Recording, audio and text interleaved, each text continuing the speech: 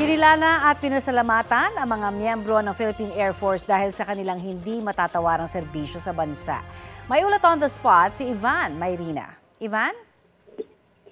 Connie, panauhing pandangal sa ika-78 na founding anniversary ng Philippine Air Force, si Pangulong Bongbong Marcos dito sa Villamor Air Base sa Pasay City.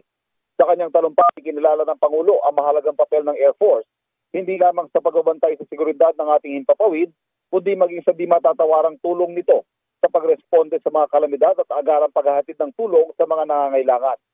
Sa usapin naman ng pagbabantay ng teritoryo, kinilala rin ng Pangulo ang mga nagawa ng Air Force sa pagmamanman sa ating airspace at gayon din sa ating karagatang sakop ng ating teritoryo.